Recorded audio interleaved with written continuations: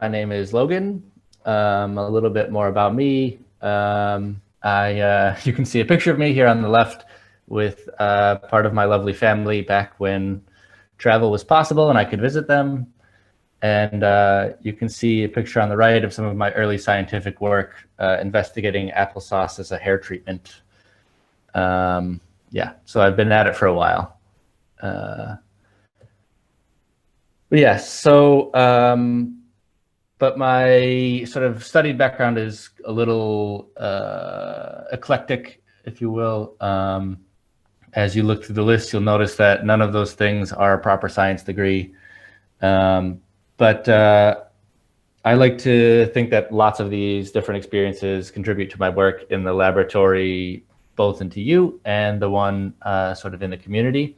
So I think that there's a lot of other aspects that go into a good DIY science or community science effort. My interest in mycology came out of sort of being concerned with and interested in ecology and permaculture and things like this. And it started to sort of crystallize after reading a few books, in particular Mycelium Running by Paul Stamets, and then Radical Mycology by Peter McCoy. You can see that one pictured on the left there.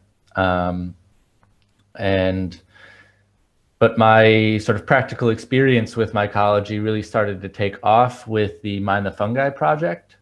So this was a wider project that was a sort of collaboration between TU Berlin and Top Lab.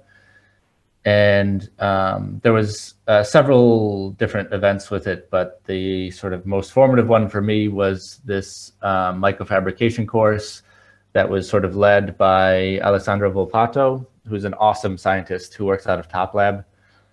But also Bertram was one of the presenters for that, as well as Karsten from the lab here at TU. And yeah, so it was a sort of intro to a lot of things mycology related, and then a sort of hands-on course where we actually used a mycofabrication technique to make some objects. And you can see a bunch of us working there on the left, and then some objects in process there on top, and yeah, some other examples down at the bottom. Yeah, so of course you know TU, but what is Top Lab? So it's a sort of multi-use space in Schillerkiez in Neukölln, and it's used for a variety of things, but it sort of combines art, science, politics, and a bunch of other things in the same space, and different sort of practitioners and stuff.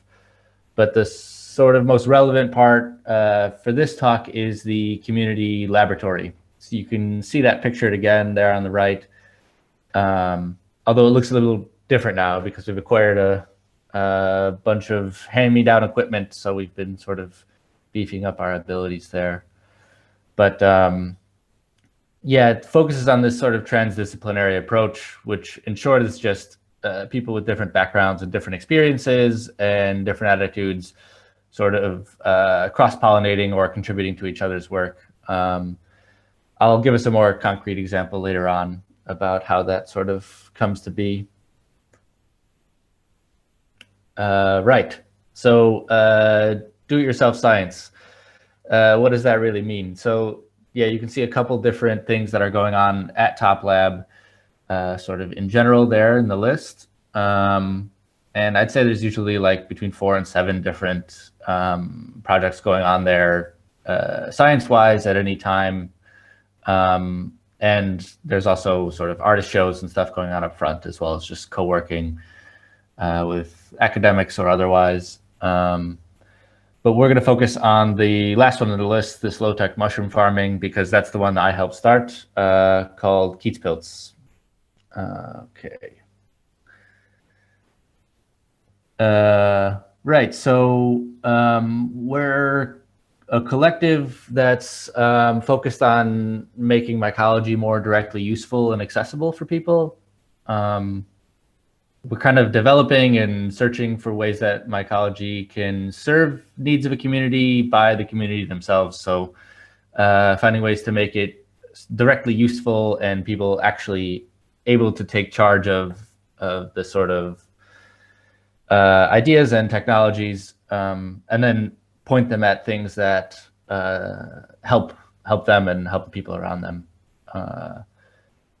So we think a lot about waste management and mycoremediation. So basically taking out the trash and fixing polluted soils or water or things like that as our sort of long-term goals that we're interested in.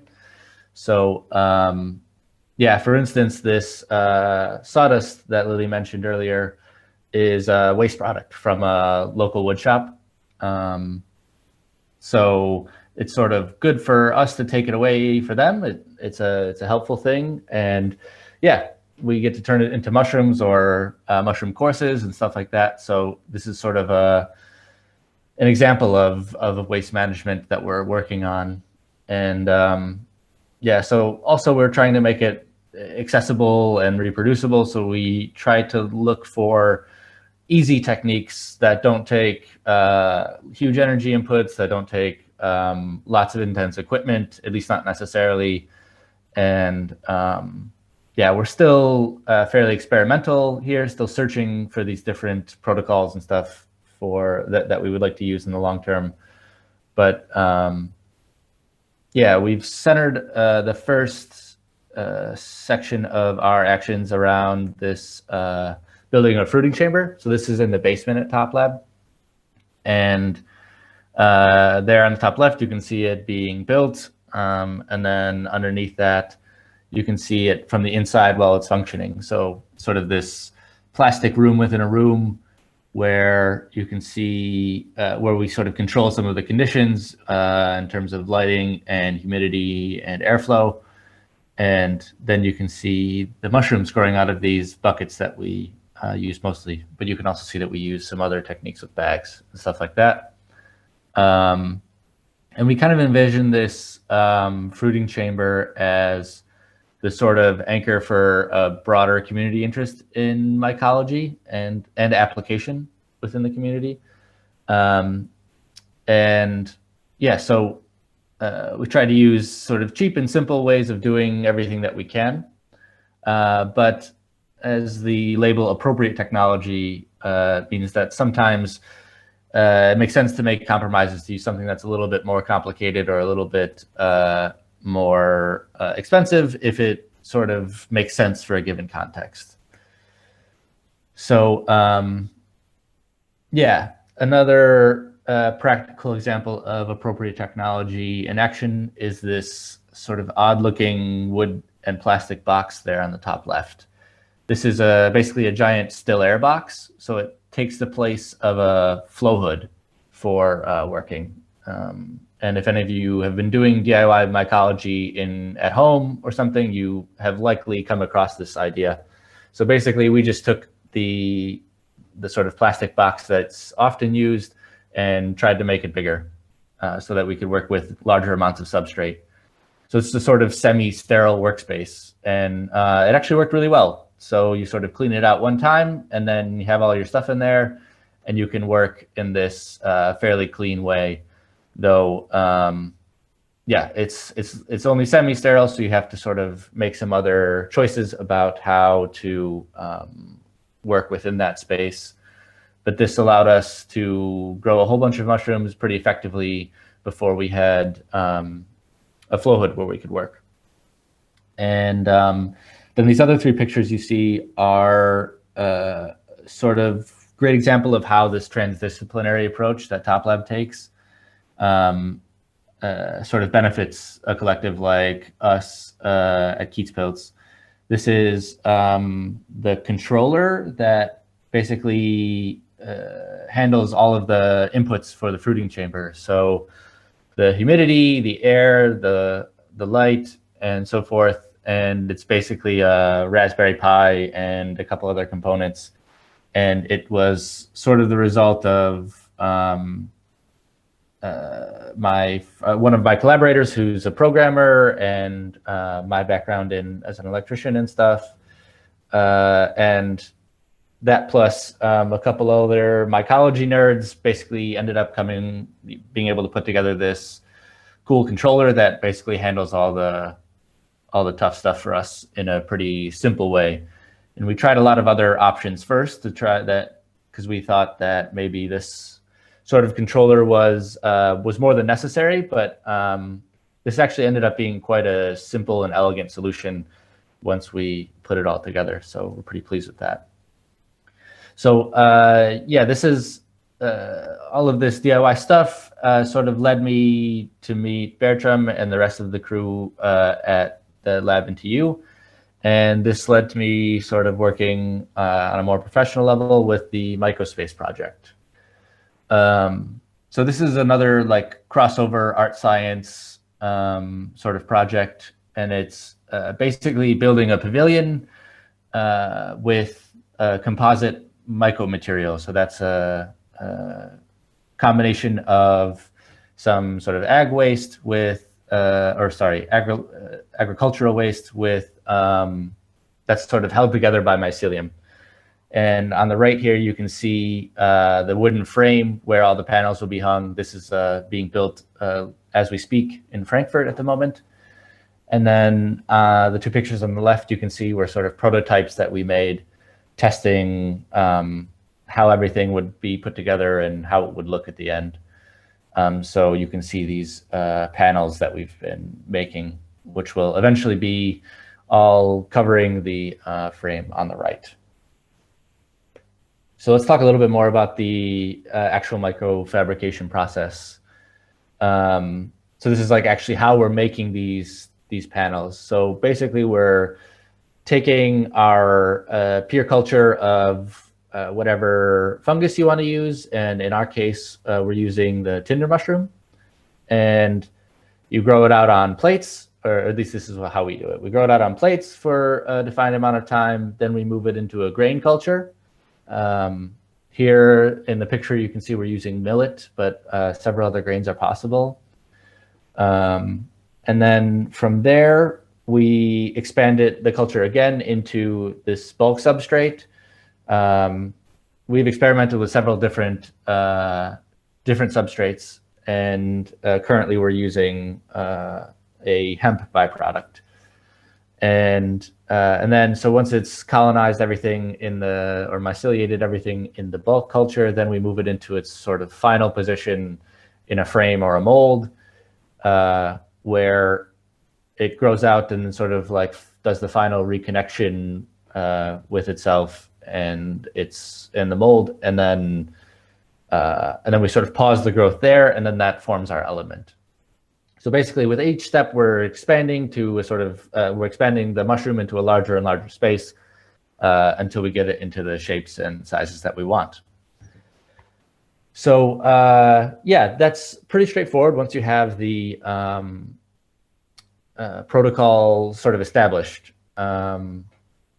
But at an experimental scale, so at the sort of scale of making one or two objects or something that sort of proves the concept, it's fairly easy. So yeah, the volume of what you're doing and the time and the room for failure all make it not so bad, but this all becomes a lot harder when you try to scale up the process into producing 300 plus panels for a pavilion. So things get a little bit more complex. And yeah, so we'll talk a little bit about, so we're going to look at sort of the perspective of growth from the fungus, and then also from the perspective of production. So like sort of actually from the work that we're doing. So here you can see the different steps that it takes to grow the fungus. So this whole process takes like about 8.5 weeks. And so basically to get your first elements out, it takes almost 2 months. So you have to end up running basically every step in this process in parallel if you want to keep making lots of things in a sort of continuous fashion. And there's really not much room to shorten the process. At least we haven't discovered that yet. Things start to get a little bit crazy if you try to take any shortcuts in the process. And yeah, and then there's even room to extend this even further with different incubation times if you want. But yeah, let's compare this to the production side. So for that, I want to just zoom in on these two steps and take a closer look. So here you can see the bold lines are added from the production perspective as compared to the other one. And you can think of these as like the steps or the tasks that make up those broader growth steps. So you can see there's a lot of very important and small things that are involved in each step. And so each one of these is more time, more like another variable that can sort of change things, and then also a possible point of failure.